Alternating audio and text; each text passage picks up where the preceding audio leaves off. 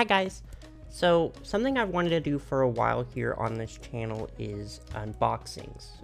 More of them, at least, but I want to focus specifically on, like, older or lesser known dolls. Like, there's already a ton of channels that do unboxing of dolls that are currently on shelves, and they do it way better than me, probably.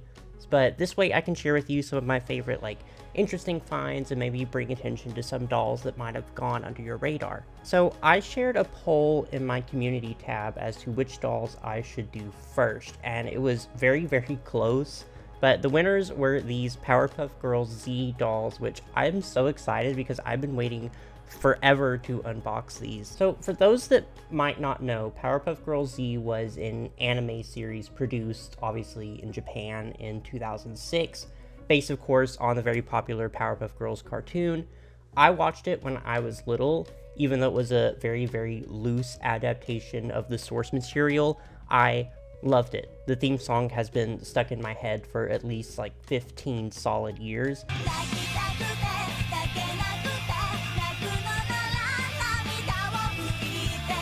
And I've always been a big fan of magical girl anime, and I still think this is a particularly fun one. So there was actually an English dub produced, I believe, for Cartoon Network Philippines, but I didn't watch that one. I watched the original Japanese fan subbed in like 360p on 3 parts in YouTube. If you know, you know. The girls who get it will get it. But the dolls, these dolls.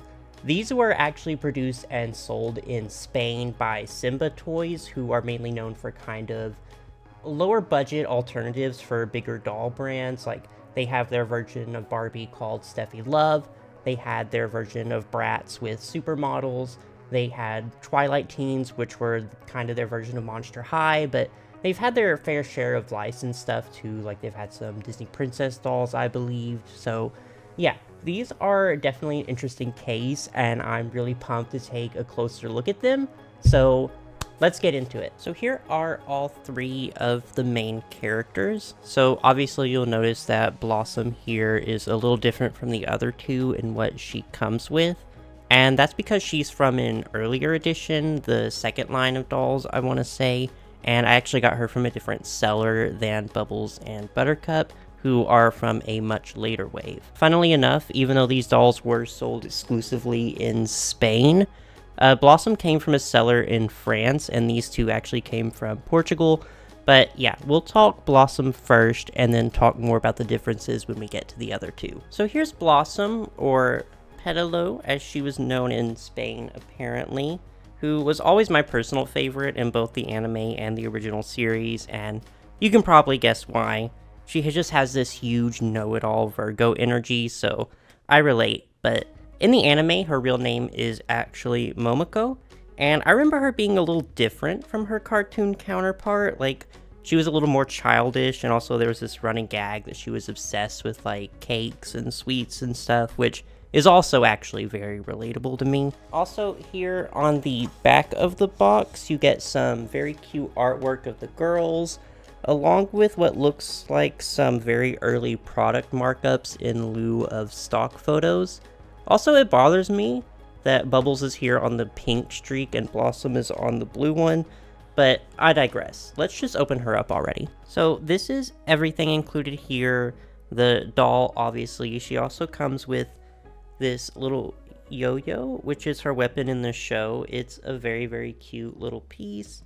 Unfortunately, the part that was supposed to go, like, around her hand came apart just due to being in packaging for a decade, so unfortunately she can't hold it anymore. And she also comes with this little makeup compact here. It's meant to mimic her belt in the show, which is the transformation item. And it's also a very cute piece, but the makeup inside is also literally a decade old. So I will not be trying it out because I don't really feel like taking a trip to the emergency room tonight. So this will be staying closed.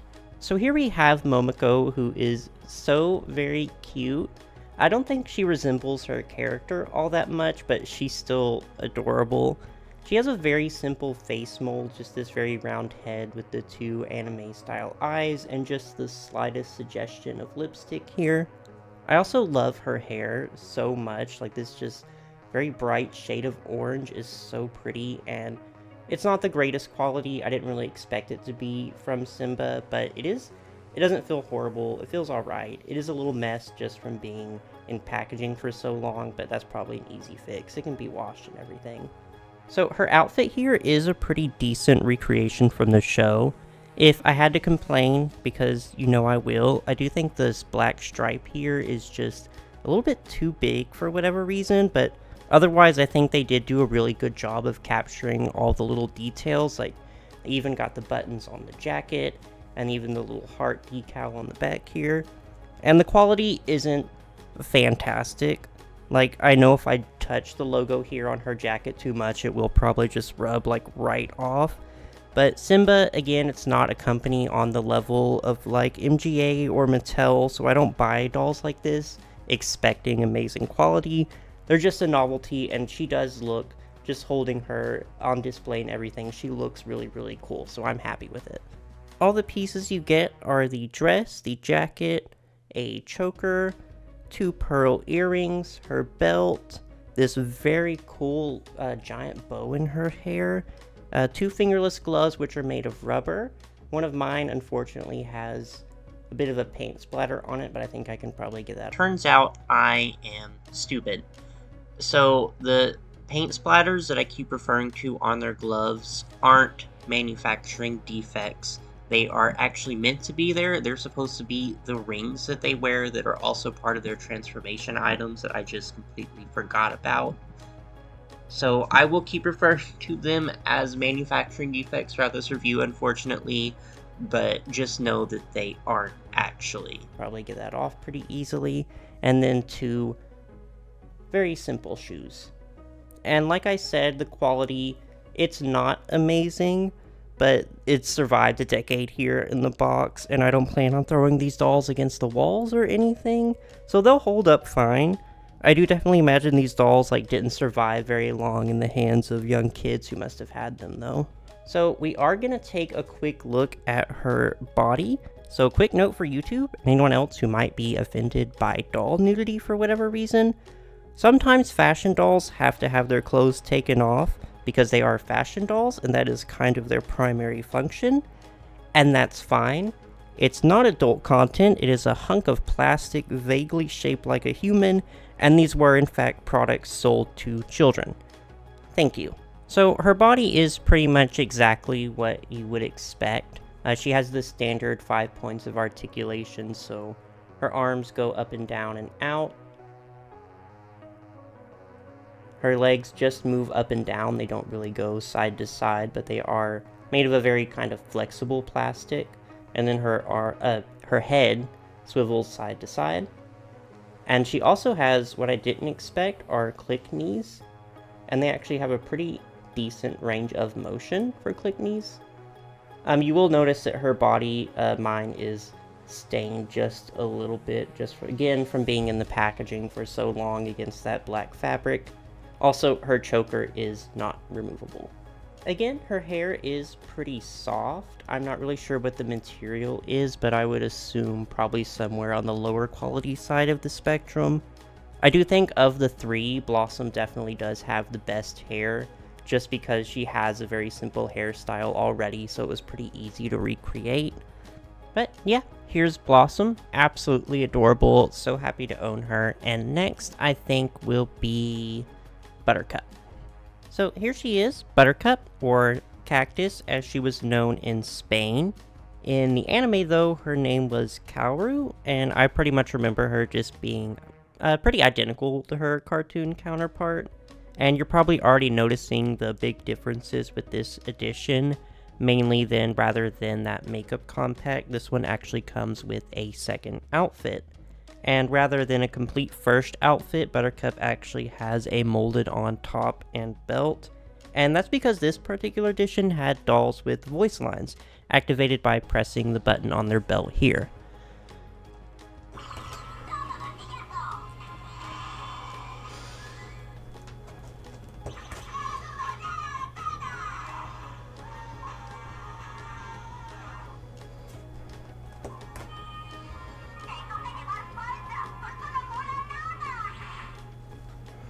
Of course, the lines are from the Spanish dub, and the back of the box is very similar to the first, but you'll notice, yeah, the dolls in these photos actually don't have the molded on tops. Very professional, but yeah, let's go ahead and get her out of here. And here she is. So first thing immediately that I want to comment on is the hair. So in the anime, Kaoru has this very interesting hairstyle. It's very short and kind of spiky and just very anime. And I understand it would be very difficult to replicate, and I do think they did the best they could. But essentially, to give the illusion of that very anime hairstyle, they just gave her this bob. And then this big lock of hair just sticking up in the middle that's gelled a little bit. And it just looks very silly, I can't lie. But her face is pretty much identical to Blossom's, except of course her eyes are green. And she does include the two little diamond-shaped hair clips she has in the anime, which is a pretty cool detail. They didn't really need to include those, but they did. The outfit pieces are also pretty identical to Blossom's, but in green, minus of course the top, because Buttercup's is just painted on here to her body, and the belt, which is molded on because of the button here.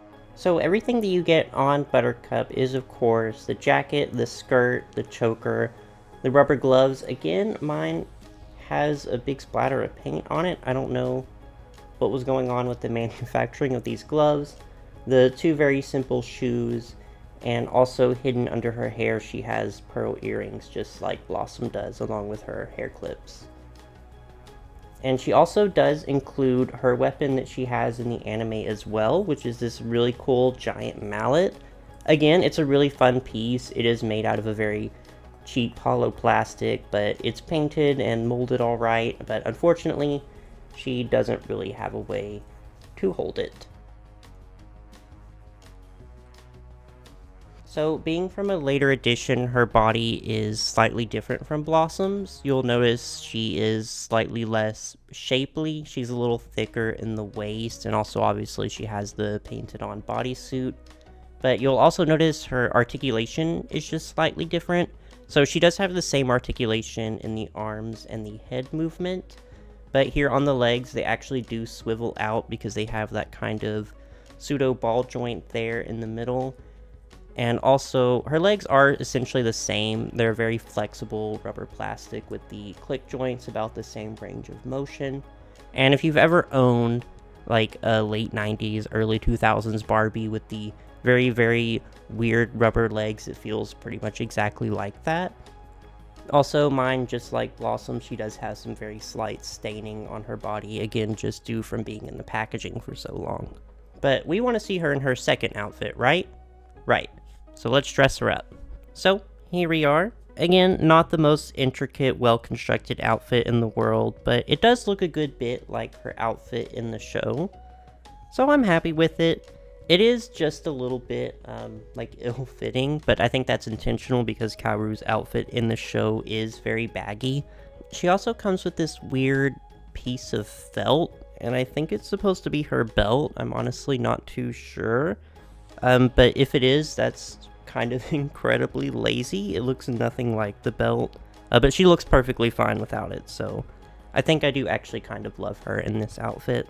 Okay, and last but certainly not least, we have Bubbles, or Burbuja, which I'm pretty sure just means bubble in Spanish. But in the anime, her name was Miyako, and like Blossom, I remember her being pretty different from Bubbles in the cartoon. She was a lot more mature and just kind of the mom friend of the group, which is a very interesting take on Bubbles, but yeah, she's from the same edition as Buttercup, so she also has the voice lines here.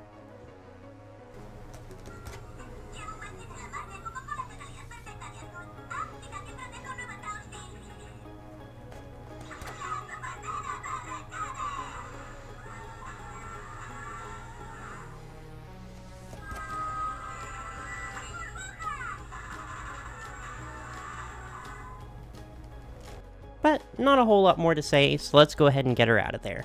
So, like Buttercup, I think the first thing that needs to be addressed is the hair. Of the three, I think she's definitely going to need the most work. It's this delicious highlighter yellow, which I absolutely love, but it's so poofy, and it was packaged like the factory style is really uneven. So it's going to be a fun little project, I think. We'll see how it goes, but they did include her little hair clip too, which again, they didn't have to do that. It's a fun detail.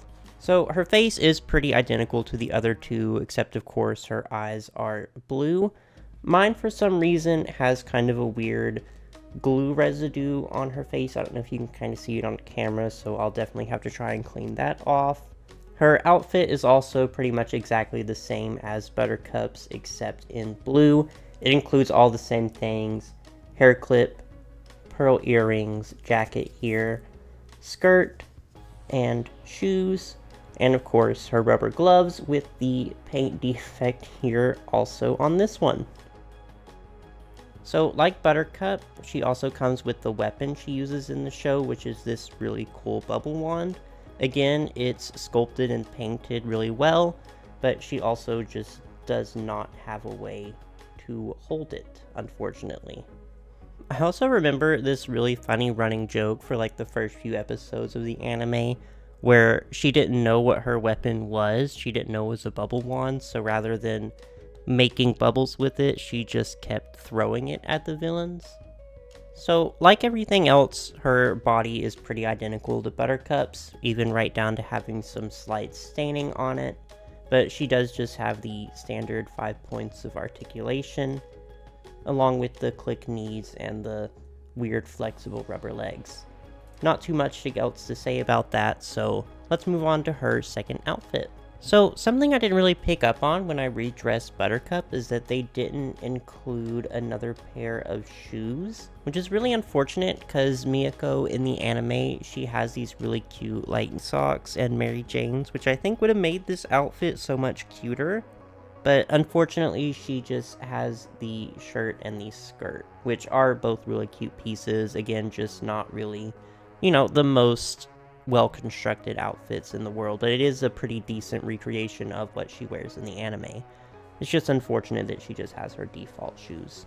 And like Buttercup, she also just has this weird felt piece again, which I'm assuming must be their belt, but I'm just going to ignore it. She looks pretty cute without it, and I also really love her in this, so like Buttercup, I think I might keep her in this second outfit. So yeah, here's all three looking super duper cute together. Again, I love these dolls. They're just so interesting and so incredibly nostalgic for me. Like, I definitely need to rewatch some episodes of the anime after filming this, and I'm just so happy to own them.